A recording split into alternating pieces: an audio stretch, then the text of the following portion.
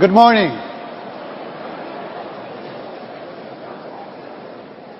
My name is Gilad Shani, and I'm a research analyst at Baron Capital, following the tech and energy infrastructure sectors. It is my distinct pleasure to introduce our next guest. He is a man who has been identified as everything from a supervillain to a superhero. He doesn't stop at changing our world as we know it. He is on a mission to change our galaxy. Elon Musk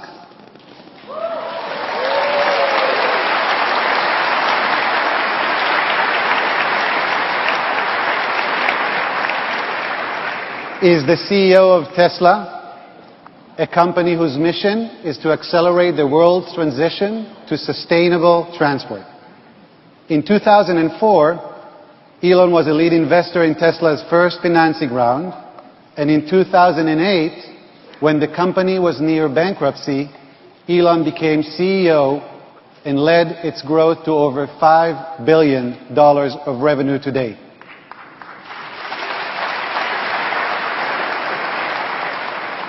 The company developed 3 electric vehicles: the Roadster, Model S, and Model X. The Model S has been described as a remarkable car that paves a new unorthodox course, and it's a powerful statement of American startup ingenuity. Model X, which was recently launched, has a wait time of over a year. Tesla sold almost 100,000 vehicles, electric vehicles, to date. Tesla is building a battery manufacturing plant called Gigafactory that will be 10 times bigger than the largest Boeing facility producing Dreamliners. Interestingly, Tesla is the largest battery consumer in the world, surpassing consumer electronic companies like Samsung and Apple. Elon is a scientist, an inventor, a designer, and one of the world's most innovative minds. He is helping to advance some of the world's most disruptive technologies: Tesla in the auto industry, SpaceX in the aerospace industry, and Solar City in the power industry. Now please welcome Elon and Ron for a conversation. That's pretty cool.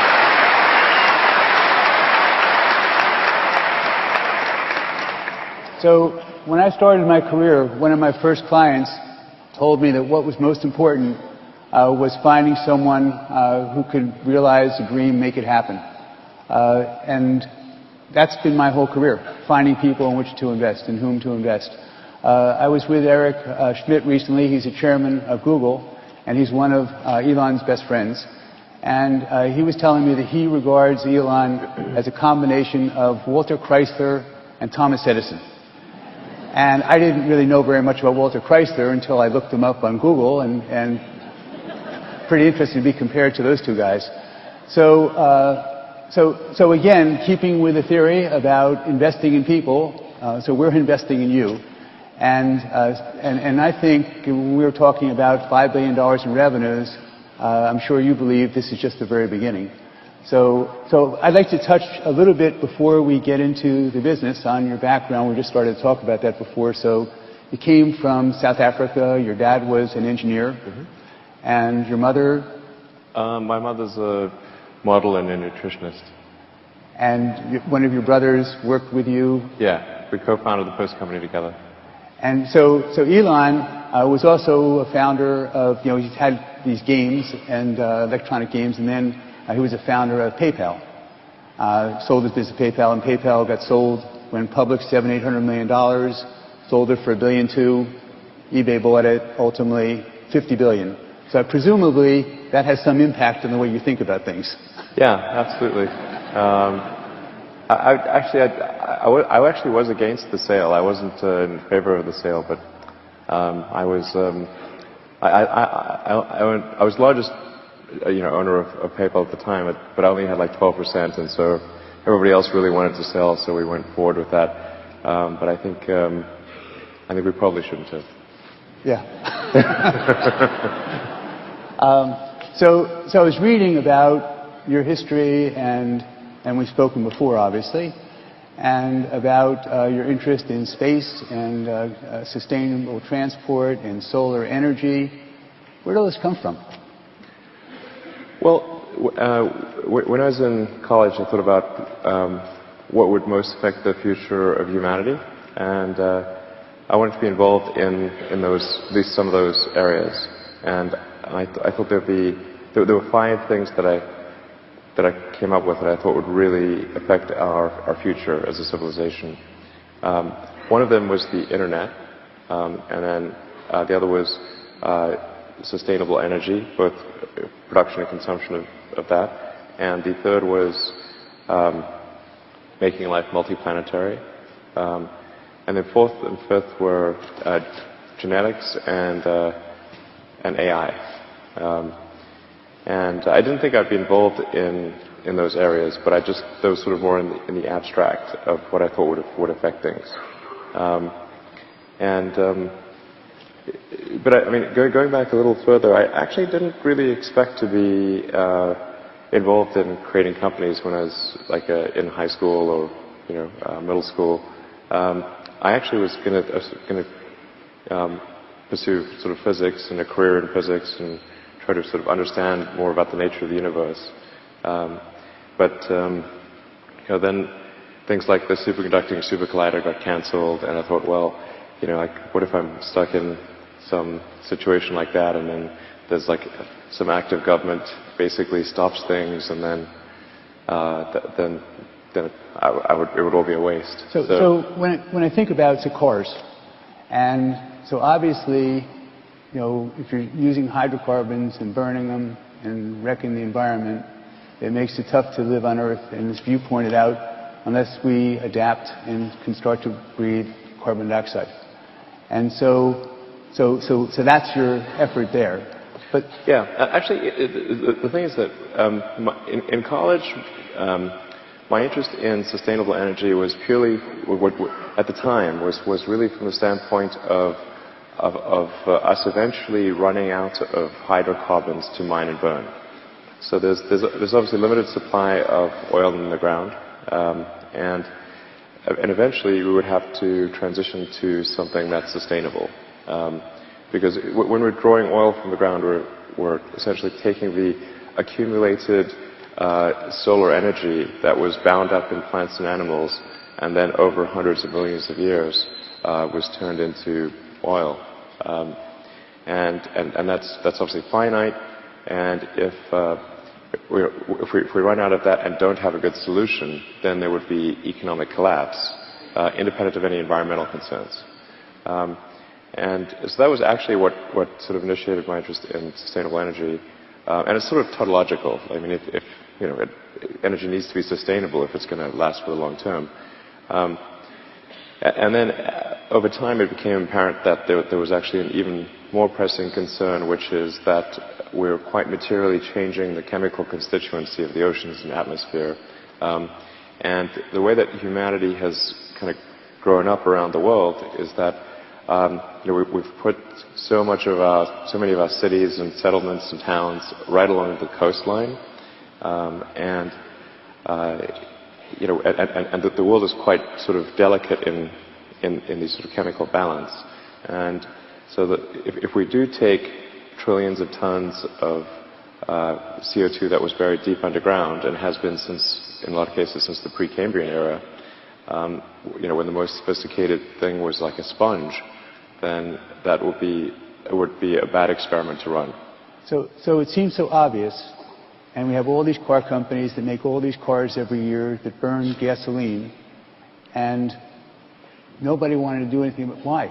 Why? So it's so obvious. You read in evidence, and Exxon was in the paper about the impact that they're having on the environment, and they hit it. Just like the cigarette companies in 1964. Yeah, just like the cigarette companies. Same exact thing, right? It's the same playbook. In fact, the crazy thing is, I'd recommend reading the book Merchants of Doubt, because they actually explored, some scientists at JPL and elsewhere, they sort of explored like, well, what's going on here? And they actually found that the oil and gas industry is actually using literally the same lobbyists as the tobacco industry, like by name, not even the firm. Amazing. Like some of those guys they're still going. Amazing. Yeah. So I mean, and just like. But they learned how to do it. Yeah, absolutely. And then, oddly enough, the one movie I was involved with making was a movie called Thank You for Smoking, which I recommend watching. It's kind of a fun movie. But it's sort of it's based on Buckley's book, and it really gets to the truth of the matter of like how all this happens. And what they do is essentially exploit doubt. And so even when you've got a situation where virtually every scientist on Earth agrees that this is, that global warming is real, that adding billions of tons of carbon to the atmosphere and oceans is a bad idea, then you have a few percent of who dissent, and then the way that it is presented to the public is not that 97 or 98% of scientists think what we're doing is crazy, but simply that scientists disagree. Now scientists disagree about everything. Okay, you will not find 100% of scientists who agree about anything. But this is a very disingenuous argument. So I understand that. And then I go to visit your plant, and I've been there, go every 3 or 4 months now. And I guess not very many people who are analysts on Wall Street, even though 22 guys publish about Tesla, I think very few have actually been there, and hardly anyone's spoken to you. But then when I go into the plant, and I see, and I've been to other automobile plants also, and there's a lot of people, not that many machines, and I see our plant in Tesla, and I see a lot of machines and not that many people. And I look at it, and it appears to me so Herculean. How do you build such a thing, and how could you ever think you're going to be successful? How would you do such a thing? And then to start up, you're a poor immigrant kid, you come here and you do, how do you do that? How'd that work? Sure. Well, I mean, at the beginning of Tesla, I didn't think we would be successful. I thought we would almost certainly fail. And you put all the money you had in PayPal to invest in this, and you thought you'd fail? Yeah. I mean, I could walk you through the basic logic of, coming out of PayPal, I was fortunate enough to have about $180 million, and I thought, well, that's a lot of money. If I'm going to assign half of this to SpaceX, Tesla, and Solar City, and I'll still have the other half, and I'll be fine. But you told your wife if it doesn't work when you live in her parents' basement? I did, yeah. But I was, hopefully kidding, because it's not great in her parents' basement. It's really not great. Yeah. So, yeah. Yeah, she didn't like that. But I mean, the way things. So I thought, so I figured I'd probably lose the money, but be, a good try, and it's kind of important and worth doing. But then, as time went by, and the companies needed more money, and then we hit that really tough recession of 08 to 09, which was super bad for the car industry. I mean, you had GM and Chrysler go bankrupt. So I was like, man, if I don't invest everything. If I invest everything, there's a chance, and that we'll survive. If I don't invest everything, there is no chance. So if it wasn't for that recession, there's no way this could have existed. Being able to buy $1 billion plant for $50 million. Oh, that's true. But that came a bit later. But yeah. But the real key thing was 2008. Well, even maybe if you go from mid 2007 to mid 2009, that 2-year period was super bad. And we'd made so many mistakes in the beginning of Tesla that we basically had to recapitalize the company almost completely in 2007. Because, almost every decision we'd made was wrong. And when we created the company, and I got to give credit here for the beginning for AC Propulsion, which is a little company in Southern California, who created an electric sports car. And it was actually based on AC Propulsion's sort of idea. But I was trying to convince AC Propulsion to commercialize an electric sports car. commercialize this sort of prototype that they'd done, but they had no interest in doing that. After a while, I got tired of trying to convince them, and so I said, look, I'm just going to do this myself. And they said, well, you know, there's some other people that also want to do it. Do you want to join in with them? I said, okay, let's do that. But those guys don't get enough credit. They did some cool stuff with an electric sports car before Tesla did. So that's when you were thinking about, should we use an engine and electric, or should we just use electric? Oh no, that was pure electric sports car. I mean, the whole sort of saga of Tesla is quite complex, and there's like many soap opera episodes that you could make out of it. But no, that AC Propulsion had created a pure electric sports car called the T0 as kind of just a demo. But they were just not interested in commercializing their stuff. And so I said, like, hey, look, we need to show people broadly what electric cars can do. So ended up getting through with a bunch of guys and trying to commercialize that idea. So again, we go back to this plant, this massive plant that we have out in Fremont, California. Today, yeah. I never expected that we'd have this plant. But it's an amazing place. Yeah. And the amazing thing is, like, it's kind of full, which is, I mean, when we got in there, we thought, like, when we first got that plant, it's one of the biggest plants in the world.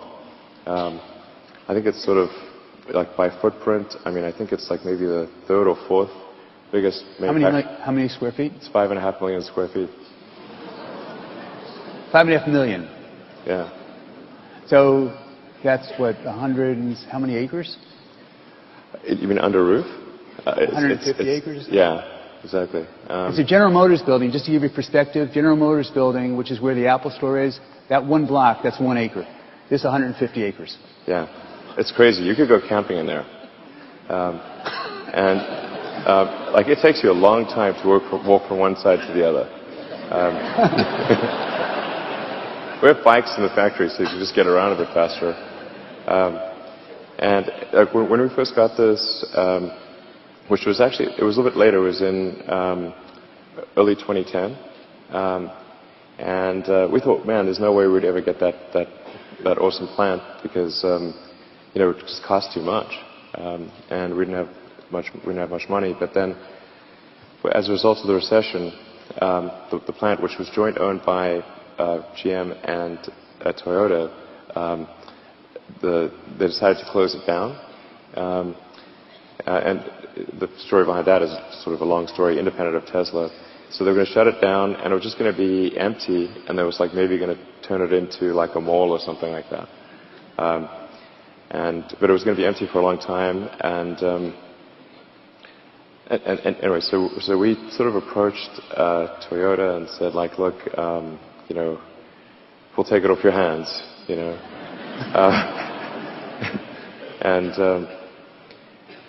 And then we also did a bunch of other strategic elements. The strategic elements we did with Toyota were actually independent. We also did an electric RAV4 program, and then Toyota also did an investment at the IPO. And they invested at the IPO at $50 million. It's $50 million at a $17 share price. So it worked out for them. But we were amazed that they were willing to move forward and do it. But for us, at Tesla was so tiny at the time. I mean, it was like, imagine like you're like this little band, this little group, and there's like somebody says, well, there's this giant like alien dreadnought that you can have for pennies on the dollar, and you have no idea how it works. And you're like where are the controls? how do you use this thing? And that's what we were fortunate enough to buy it at a point where automotive plants were not worth much. So this plant ultimately is going to be able to do 500,000 cars a year? I think 500,000 cars, and you know, we could conceivably go beyond 500,000 cars there. But that's not really the dream. I mean, long term, I think we want to try to do several million cars. Yeah, I mean, from volume standpoint. But we're now doing 50,000 this year and 75,000 next year. We're talking about several million. But we think about Volkswagen, 10 million, Toyota, 10 million, General Motors, 8 or 9 million. Mm-hmm. profit margins a fraction of what we think we can do, why can't we be bigger than them? Well, I mean, I guess... I mean, that's pretty... Possibly. It's not out of the question. I think over time, if we build great products and we keep our cost structure competitive, then I think, who knows what the ultimate... So we're going to need a lot of these plants? Yes.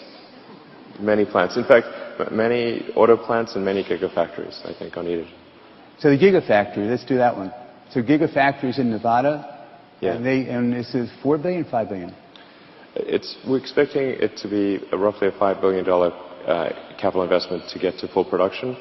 Although Tesla's providing roughly 50-60% of that over time, and then our strategic partners like Panasonic and a number of others are providing the other half, roughly. And then Nevada gave us $1 billion or in tax credits or savings or something? The whole tax credit thing drives me crazy. Well, we're not going to turn it back. Yeah, it sounds much better than it is. So actually, the first time I heard that the amount was $1.3 billion was at the press conference announcing the deal, and I was like, really? How did we get to 1.3? What we actually got was Nevada gave us some free land, but the state of Nevada has a lot of land, so this is not it's not in short supply. Like the desert. Yeah, there's a lot of land in Nevada, as I said. And then they also agreed to build a connecting highway on the southbound that connects to Carson City. But they were going to do that anyway, so I don't think that should be included in what they gave us. And then they repurposed, I think, $80 million of tax credits that was going to the insurance companies or something. And they repurposed that to us. But that's the only sort of thing that we can actually monetize. And then they also gave us relief on sales and use tax for equipment in the factory. And depending upon what type of situation, it's either 10 or 20 years for the sales and use tax abatement. So if you assume that we fully use the sales and use tax abatement, which requires actually capital equipment in excess of $5 billion over 20 years, and you add all of that up, it adds to $1.3 billion. So it's not really 1.3. Yeah, no. Actually, in effect, the initial contribution to the factory, the gigafactory by the state of Nevada, is less than 5%, and then they have roughly a 1% contribution over 20 years. So presumably for them, this is a great deal because they're getting a lot of jobs. Oh, it's a no-loss proposition for the state. I mean, as the saying goes, the house always wins, and Nevada understands the house. Okay. Nevada is the house. So it's the only way for us to actually have the sales and use tax credits be meaningful is for us to have enormous numbers of machines and enormous numbers of people operating those machines. Which is good for Nevada. Nevada's calculation was that their return on their tax credits would be somewhere between 80 and 100. Not percent. Times. So it's a good deal for the state. So the battery plant, that's what the giga plant is being done without any, I understand, public viewing of what we're doing inside of that factory. And there were some reporters. There will be some. But so far. Yeah. And there have been some reporters, I guess a couple or 3 weeks ago, that snuck into our property. Yeah, and ran over 2 of our people. Tried to kill us. Yeah. Kill our guys. Yeah, that was pretty crazy. Why? Well, I think they just got a bit overzealous, and then I assume that they panicked and weren't actually trying to kill our employees, but they did run over 2 of our employees, while they're trying to get away, and so they ran over 2 of our guys. And fortunately, the injuries aren't too serious, but yeah, that's not cool. So so we think it's important enough to not let anyone see what we're doing inside and other people trying to figure out what's going on. And it's obviously not a nightclub. And so what I think about is not knowing very much about technology and how things work is that, so we're making that kind of a battery, lithium.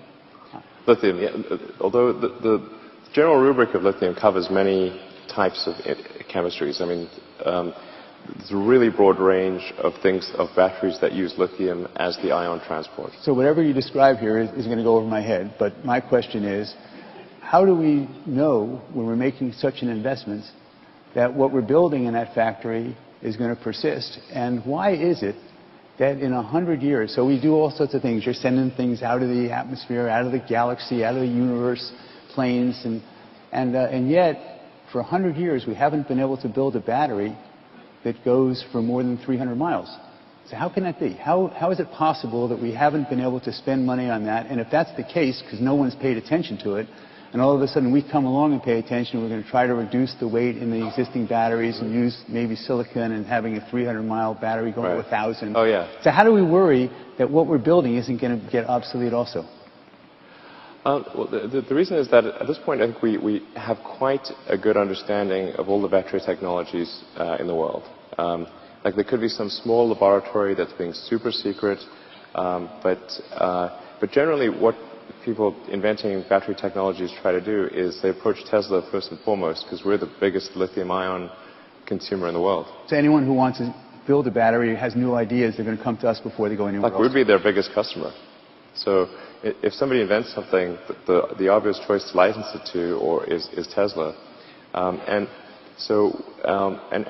we try to take things as seriously as possible. But I mean, we track right now about 60 different efforts around the world to develop improved batteries. And some of them hold some long-term promise, but we rate all of them from a 1 to 5, where 5 is we should be doing business with them, and 1 is complete BS. How many 5s are there? There's no 5s. There's some 3s. Currently, there's no one even in the 4. Like there's some that might go from a 3 to a 4. 4 means we should be in like preliminary discussions. So what's going to change in the technology that's going to enable us to have this different? Are we going to have something in 10 years that's going to be an unusual battery that's going to be able to do 1,000 miles and going to weigh less than it does presently? I don't think we'll have quite that much of an improvement. And actually, I think most likely we would not like technically right now for us to do say a 500-mile range car, we could absolutely do that right now with current batteries, but the cost would be too high and the useful load impact on the vehicle would be too high. So we'd have to fill up part of the trunk and the front trunk and the rear trunk with batteries. We'd have to impinge a little bit on passenger room. But for us to do a 500-mile range car right now would be no problem. A 500-mile range car in the current form factor, I think that's probably less than 10 years away. Within the same volume and roughly the same mass. And the way we're going to drive the cost of the kilowatt hours from 250 to 100, that's because we're doing what? That's just because we're doing scale, because we're using different materials, because we're changing chemistry. How do we do that? Yeah, so we're making quite substantial improvements in the total pack energy density. So there's the cell energy density. And then as you put those cells together in a pack, and you have to figure out how to do that safely, we're able to reduce the pack energy density. So we'll make, I think, quite significant improvements in the pack energy density. But the thing that's most important, really, is the cost. Because, I mean, for a lot of people that are driving Model S, the current, say, dual-motor Model S will do over 300 miles right now at 65 miles an hour. So that's more than enough range for most people. And then you've got the supercharger where you can recharge very quickly. We have a supercharger network that's now ubiquitous throughout the country. Lots of our customers do cross-country trips, LA, New York, whatnot, using our supercharged network. So there's really, you have freedom of travel at this point, and certainly incremental improvements to the battery pack range are important, but the thing that's really important is reducing the cost per kilowatt hour. And we can do that with existing. Yes. We are going to make some technology improvements as well to the fundamental cell chemistry, and certainly to the way that the battery modules and packs are organized. But the fundamental focus is on cost per unit of energy, and that's what the Gigafactory is about. It's taking economies of scale as far as we can possibly imagine, to a very extreme level. As far as we can, that's what gets it to 100, or that's what gets it lower than 100? Sorry, 100 what? $100 a kilowatt. Oh. We can't comment on exact price numbers, but I mean, that's approximately, that's in the ballpark of what we're aiming for. And it's important to cut essentially the cost per kilowatt hour at least by 30% with the Gigafactory, and our aspiration, of course, is to do better than a 30% cost per kilowatt hour reduction. In order to achieve the 50% cost reduction for the Model 3, which is about a 20% smaller car, and so would require, for the same range, 20% pure, less energy. That means to get to the full 50%, we need another 30 points coming from economies of scale, which I'm actually very confident we'll achieve. And at the Gigafactory, what we're doing is consolidating the production of the pack all the way from the raw materials. So there's literally cars coming in from the mines, like rail cars of raw materials from the mines, and then out come completely finished battery packs. And this has actually never been done before. For batteries at least. What we're able to do in this process is massively improve the cost of the cells and the packs, because today, if you were to trace the movement of the raw materials from when they're mined, and they go through the various refining steps around the world, and eventually are put in a cell, and then that cell eventually is put into a module and a pack, and then put into a car, and then delivered to somebody. The raw material, that molecule from the mine, is doing an around-the-world trip like 3 times. It's really crazy. And there are even steps in the process where it is converted first into one... That's a big opportunity for efficiency. Yeah, huge. So one of the things... So Jeffrey Katzenberg is someone who I'm friendly with. And he had a well-publicized accident in his Tesla car a week ago, or 2 weeks ago, or a month ago, when someone went through a stoplight and a big SUV and hit him at 40 miles an hour. And he says that the Tesla car saved his life. And he said, because of the crushed stones, I guess. And he said it was just the most amazing thing. So here, this guy, well-known, great publicity. Then there's something on the internet that says that someone was just driving a car along and the car was about to smash into them. And the car, and he didn't see it, and the car saw it and stopped, turned around and stopped. Right. And so here we have this safety, much safer car than the other cars. Yes.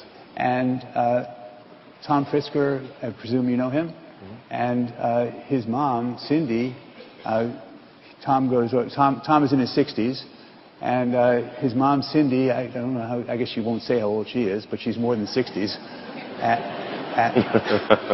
And so he drove his car to her house, and she said, I like this car, and so she kept the car.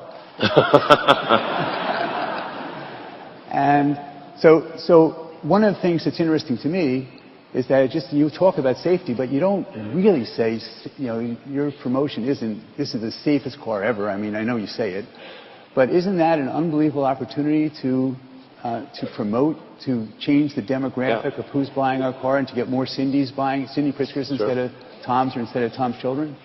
I'm glad you mentioned that. In fact, in designing the Model S and the Model X, safety was our absolute paramount goal.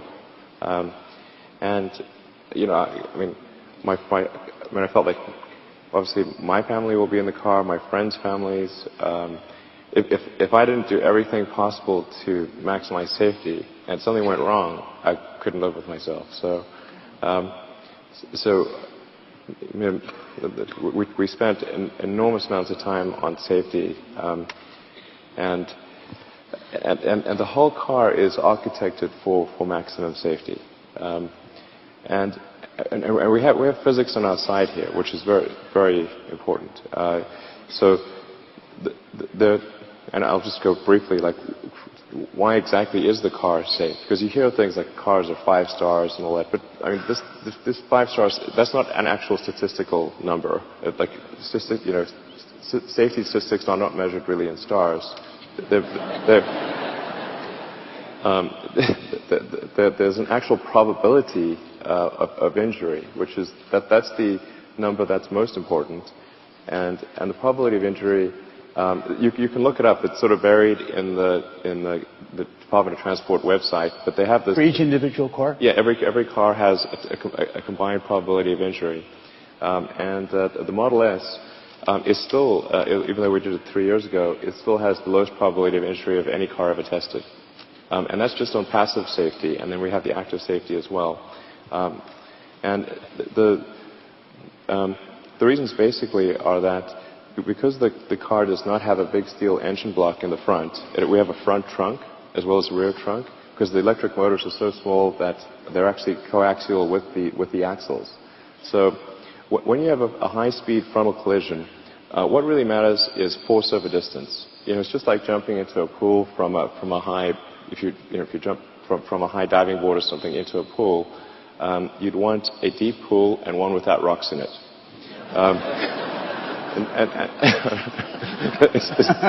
It's really not that complicated. It's the same thing for a car. And what people don't realize is, like, you think of like having a steel engine block is protecting you, except that when you hit something, you're going 60 miles an hour. So it's stopping you that is important. And so that deceleration distance is incredibly important. Or described another way, the length of the crumple zone is extremely important. And the crumple zone on the front of the Model S is 2 to 3 times greater than that of any other premium sedan, which means that the impact attenuation is 2 to 3 times greater. And then anyone with their family, they want to buy one of these cars instead of a gasoline car. Absolutely, definitely. If safety is of concern, I would, for sure. I mean, it's just objectively true. It is the safest car by far. The accident that Jeffrey was in, where he was sort of T-boned by an SUV, so that's a side impact collision. The reason the side impact collision on the S is so much better than another car is because the main structural component is the battery pack in the floor pan. So the battery pack in the floor pan effectively acts as a big shear plate to transfer load from a side impact into the rest of the car, so that the whole car moves sideways in a side impact collision. But what happens in a gasoline car, again, because you've got the big steel engine block in the front, you've got a huge portion of the mass in the front, so you've got and the rest of the car is relatively weak. You essentially have just thin sheet metal on the side of the car and in the floor pan of the car. So the effective side impact, the load transfer for a gasoline car to the rest of the mass of the car is weak, and as a result, the side impact distance is dramatically greater. The net result is that you are much safer in a side impact. So I'll just do a couple more questions, then I'll open it up for everyone else. But safety, SpaceX, and Uber. So safety, with all these other automobile companies having one safety issue after another, not just this emission problem, but also about brakes and about the emissions, not just about brakes and about batteries and gasoline tanks. Why? So when we have a car that's existing that is spoiling the atmosphere, in addition, that's not as safe. why don't you think people have moved more rapidly to adopt our technology, which we've offered to give them for free? Oh, you mean with the patents and everything? Yeah. I think that actually that there are a number of companies using the patents. So it's starting. Yeah, absolutely. So that's one. Question number 2 is SpaceX, and we'll come back to Uber. So SpaceX. So when I was a kid, there was a television program called Captain Video, and Channel 5. And the rocket would go up and it would fly around and come back. And then in the 1960s, we started going to orbit and go to the moon. And the rockets, as they would take off, the stage one after another would fall off. And my first thought when that was happening, I didn't really understand why that would happen. Sure. And now your idea is that, hey, this rocket's going to stay together, and we could do 99 trips instead of 1, or something like that. And therefore, we can do it for 1 or 2 or 3% as expensively as we did it before. Why didn't anyone think of that before? Well, actually, in the rocket industry, people have thought about reusability for a very long time. It just happens that Earth's gravity is quite strong, and it's just barely possible to get reasonable payload to orbit with an expendable rocket. So then if you add reusability, then that tends to give it negative payload to orbit, so you can't... So how do you do it? So you've got to do 2 things. You've got to really advance the core rocket technology itself, as far as the engines, the airframe, the avionics, the recovery systems, like the landing legs, and the boost back capability. You've got to make the rocket such that if it was in a pure expendable mode, it would get approximately 4 or slightly more than 4% of its payload mass to orbit. And to put this in perspective, normally a rocket gets about 2% of its payload mass to orbit. So it's a very small number. But if you can push that to 2-ish% to more like 4% on an expendable basis, and then be really efficient in the way that the reuse takes place, such that the reuse penalty is only maybe half of that, so you still have a net payload to orbit of 2%. That's essentially what's needed to achieve reusability. SpaceX has been at it now for 13 years, and we haven't yet achieved it. So I think what we've done thus far is evolutionary, not revolutionary. But I think we're within sort of shooting distance of this. I think within the next year we'll be able to land the rocket intact. We'll be able to land the rocket, just not intact. There's some exciting videos on YouTube if you want to watch them. But I think we're close to landing it intact, and then we need to examine the rocket once we get it back to see what needs to be strengthened, where do we over-strengthen things that we don't need to add as much mass, and then we'll be able to do reusability with the rocket. And just like some of these things are maybe they're not obvious to people who aren't familiar with the rocket industry, but the cost of our rocket is to build it is $60 million, and but the cost of the propellant, the fuel and oxygen and so forth, is only about $250,000. Wow. Or maybe $300,000 thereabouts. But it's basically, it's only about as expensive as, say, fueling up a 747. Okay, my last question is Uber. So I listened to your conference call, and someone asked whether we could be like Uber, and I won't ask you that. But been asked that a lot. Yeah, because you always say, "Oh, can't comment on that. I'm not ready to make any announcements in that area." But my question is, so there's another company, it's much smaller than Uber, called Lyft. Mm-hmm. And I guess it's Carl Icahn is an investor in that, and I think Len Blavatnik is too. And so my question is that what is it about Uber's business that will make them immune from being attacked by Lyft? Does Lyft have a chance against Uber? Oh, wow. I'm not really an expert in that arena. I mean, is there some kind of scale that they have that makes it impossible for someone to compete against them, is really my question. I think there's probably, I've spent no time thinking about it, but my impression, this is an impression with like low confidence, is that there's room for both Uber and Lyft. Yeah, that's what I can see. Okay, so Elon, I'll take some questions now. Is that okay? Yeah, sure, no problem. And then afterwards, I'm sure that there's a couple of Teslas out on the mall, and I'm not getting a commission to sell them. But if you sign up for a test drive, and we know about it, then we will send you a present. So you can get that afterwards. But in the meantime, questions? Oh, I should mention, I guess got reminded, that there's actually, for anyone that isn't able to do a test drive today, we've actually arranged a special VIP URL just for you guys, which is teslaMotors.com/Baron. Wow, cool. Yeah, so it's just, yeah. Thank you. Number 6. Hi. I had the pleasure of test driving an S just the other night, so it was 5 minutes in New York City traffic, but sweet, yay.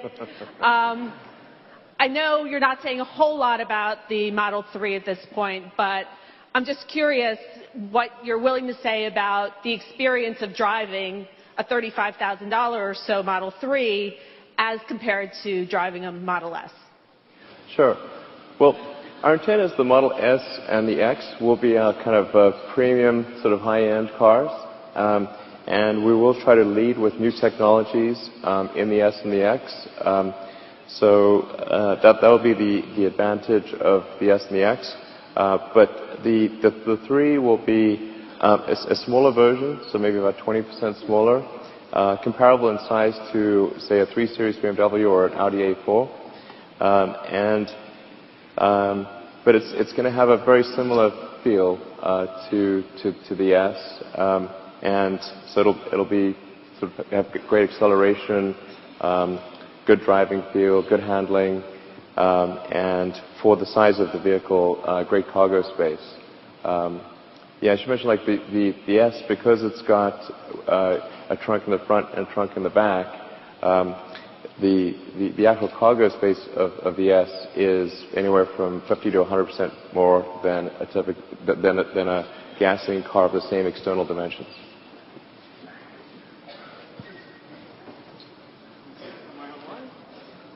You're the one. Thank you so much for joining us. I think that is fantastic. I think I, as well everybody else here, enjoyed hearing from you. And you were indeed a visionary.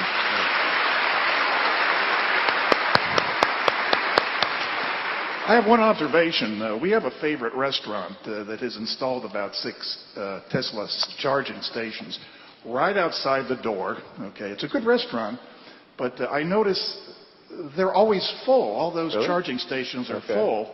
And thinking of the great synergy of having a restaurant, I've got charging stations, and now I get extra business. So I hope they're paying you to put in these stations. But I have, what I want to get to is a technical question. Read an interesting article about in-road charging. Take your pick. It can be inductive, it could be RF. Is there any potential for that, okay, in terms of, if there is Tesla involved or engaged in looking or doing something with that? Thank you. Sure. I actually don't. I think that's unlikely to occur. I think it's really going to be just long-range batteries, and then most charging tends to occur at people's home or business, and then that's really 80-90% of charging. 10% of charging is long distance, which is what we have the superchargers, so you can travel anywhere in the country. Actually did this great road trip with my kids from LA to Mount Rushmore in South Dakota. So you can travel anywhere in the country, complete freedom. But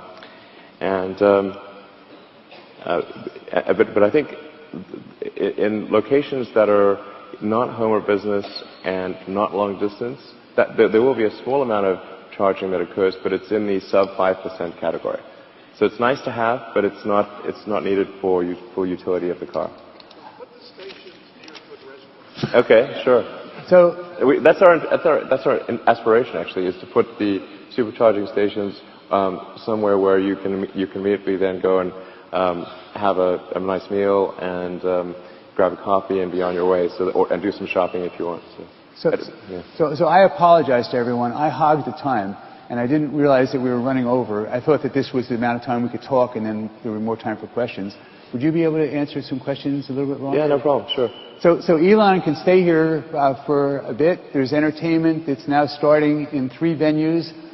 In the left venue, we have Steve Martin and Martin Short for comedy. On the right venue, we have Michael Bublé, and in the center, there's Tony Bennett and Lady Gaga. Oh.